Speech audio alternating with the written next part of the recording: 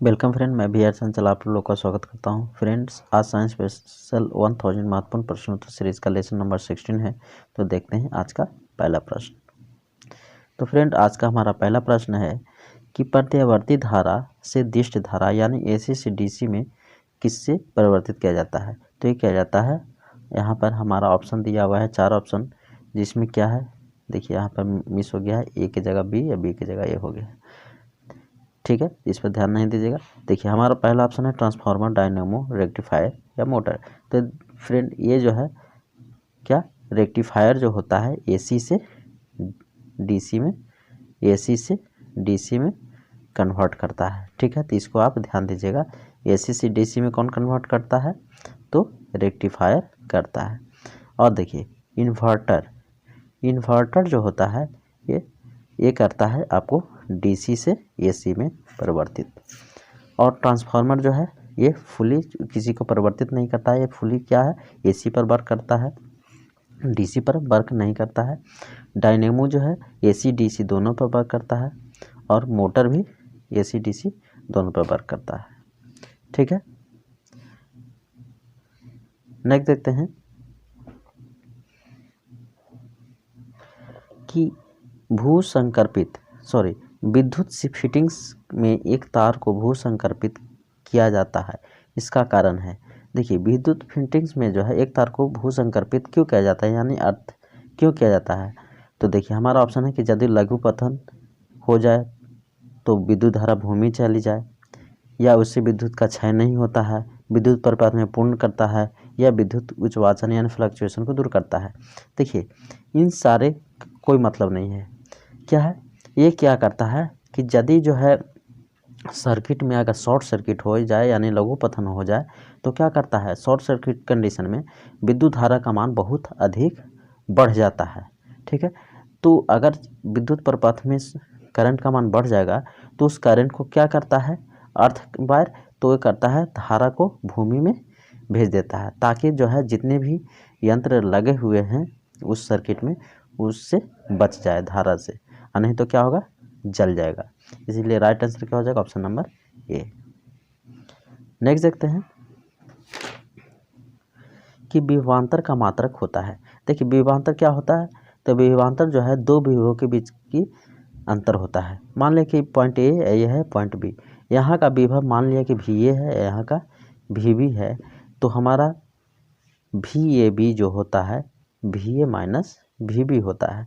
ठीक है, तो देखिए, विभव का मात्रा क्या होता है, वोल्ट होता है।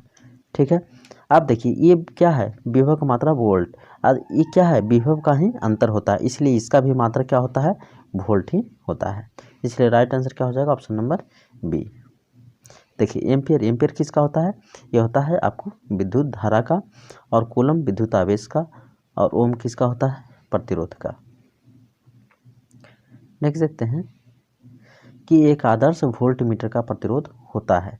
देखिए, तो एक आदर्श वोल्ट मीटर का जो है क्या होता है, बहुत हाई प्रतिरोध होता है, माने बहुत उच्च प्रतिरोध होता है। इसलिए राइट आंसर क्या हो जाएगा, ऑप्शन नंबर डी, अनंत। देखिए, एक आदर्श वोल्ट मीटर का जो है प्रतिरोध क्या होना चाहिए, अनंत होना चाहिए।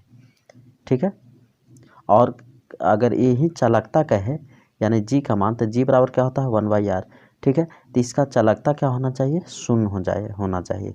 ठीक है, प्रतिरोध अनंत होना चाहिए। नेक्स्ट देखते हैं कि प्रतिरोध यानी रेजिस्टेंस का मात्रा क्या होता है। देखिए, अभी हमने बताया था कि प्रतिरोध का मात्रा क्या होता है, ओम होता है। और देखिए, हेनरी किसका होता है, यह होता है इंडक्टेंस का। ठीक है, इंडक्टेंस का यानी प्रेरकत्व का जो है मात्रा क्या होता है, हेनरी। और कूलम क्या होता है, विद्युत आवेश का। एम्पियर किसका होता है, विद्युत धारा का। नेक्स्ट देखते हैं कि घरों में लगे पंखे, बल्ब आदि लगे होते हैं।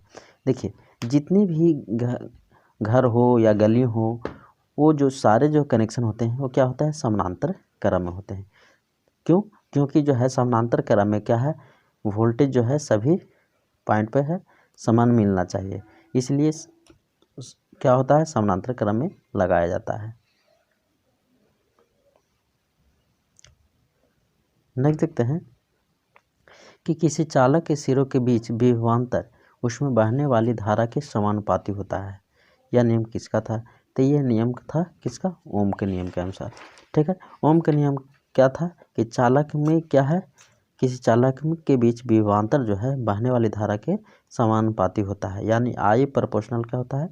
भी, अर्थात अगर प्रोपोर्शनली हटाएं तो आई बराबर वी बाई आर।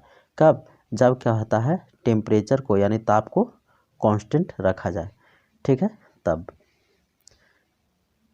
तो राइट आंसर क्या हो जाएगा? Option number D. अब देखिए जूल के नियमानुसार क्या होता है, ये दिया था H बराबर आई स्क्वायर आर टी।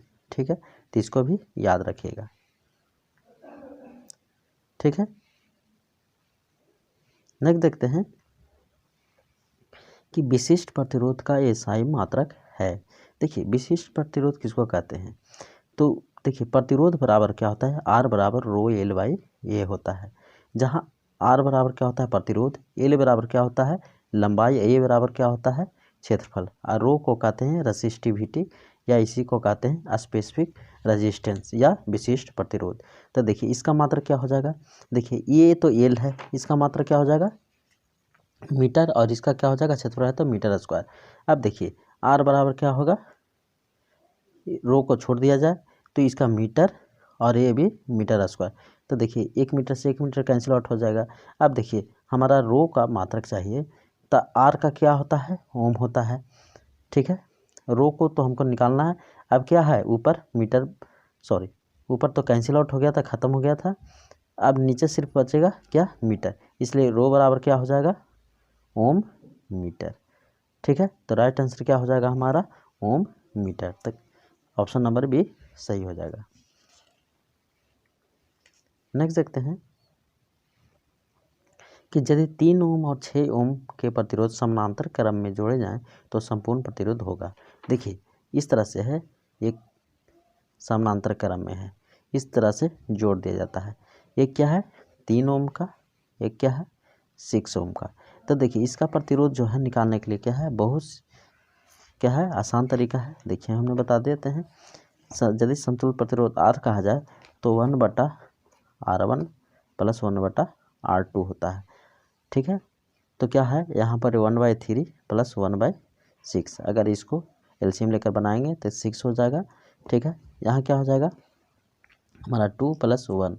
ठीक है, तो इसीलिए क्या हो जाएगा 1/R बराबर क्या हो जाएगा 3/6, 3 2, अब 1/2।